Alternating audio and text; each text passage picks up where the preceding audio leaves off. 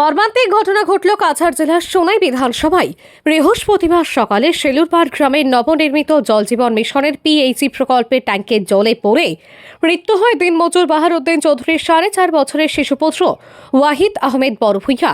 জানা যায় সকালে শিশু ওয়াহিদ আর একটি শিশুর সঙ্গে বাড়ির পাশে জল প্রকল্পে গিয়ে এই অঘটন ঘটে। স্থানীয়রা জানান বিভাগীয় ঠিকাদার মাঝপথে প্রকল্পের কাজ বন্ধ করে দেন, ফলে কোনো ব্যারিকেড না থাকায় শিশুরা প্ল্যান্টের উপর ঘুরতে গিয়ে ওয়াহিদ আহমেদ নামের শিশু ট্যাঙ্কের জলে ডুবে যায়। বর্তমানে প্রকল্পটি বন্ধ থাকলেও বৃষ্টির জমা জলে ট্যাঙ্কটি টইটুম্বুর করেছিল। খবর পেয়ে ঘটনাস্থলে পৌঁছায় সোনাই পুলিশ। শিশুর মরদেহ উদ্ধার করে ময়নাতদন্তের জন্য শিলচর মেডিকেল কলেজ ও হাসপাতালে প্রেরণ করে পুলিশ। এই ঘটনায় এলাকায় শোকের ছায়া নেমে এসেছে। এই ঘটনার উপযুক্ত তদন্তের দাবি তুলেছেন স্থানীয়রা। দিনমজুরি করি, আমি সকালে গেছি 8টায়, গর্তনে বারোই আমি ফেরি।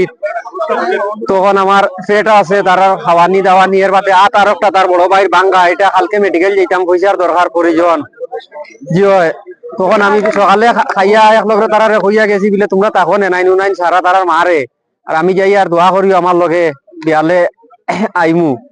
এর ভিতরে আমার তুকাইয়া ভাইতরা না ফোন আমি তুইয়া গেছি আমার মালিকর বাড়ি নিছি না লগে, বাদে আস্তা দুনিয়ায় ঘুরি আমার জারুল তোলাত পাইছি আমার মালিকে গাড়ি লইয়া ভাইয়া আমার আর হইন না কিছু হইন তো তুমি গাড়ি গুড়ি থইয়া তুমি আও বাড়িত খাম আছে। ও মাত্র শেষ আমার শরীরে জুলি হাত পাও কাফে রাঁধি আমার কিতা হয়েছে, আমার দরিয়া গাড়ি থরি আইন আমার মাথা ঘুরার আমার হইন না তাই। ও শেষ আইয়া দেখি আমার নেনা মারা গেছে। আমার লাস্ট ছোট 5 নম্বর ওয়াহিদ আহমদ বড় ভাই, বয়স 4.5 বছর। আমরাও তো বাজার থেকে খবর পাই আইছি যে খাজু আসলাম, খাজু থেকে খবর পাই আইছি একটা ছোট বাচ্চা আমার বকর ভাই হইয়া আমরা সারাই ডাকি, বকর ভাইয়ের ছেলে। তো এখানে তারা দুইটা ভাই একলগে খেলাধুলা করাত আসলা। তো দুটা বাচ্চা এখানে উঠিছেন, ওটার একটা বাচ্চা জলের মধ্যে পড়ে গেছে, যেহেতু স্টক জল, এটা পিএইচিটা এখনো ইনকমপ্লিট, কাজ ইনকমপ্লিট রয়েছে। তো তারা গ্রামের মানুষের দাবি হইলো গিয়ে আগে বাউন্ডারি খেনে হইলো না, যদি বাউন্ডারি হইতো তাহলে গেট সেট থাকলে বাচ্চাগুলা ভিতরে ঢুকিতে পারলো না, যেহেতু সামনে একটা স্কুল আছে, স্কুল থেকেও বাচ্চাগুলা আওয়ার চান্স থাকে।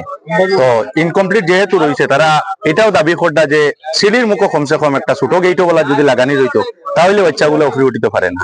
আজকে একটা অপ্রীতিকর কাণ্ড হয়েছে, যেটা অমানবিক, এটা মানে মানিয়ে নেওয়া যান না। পুরা এলাকার শুকাহত অবস্থা, জল চালু নাই।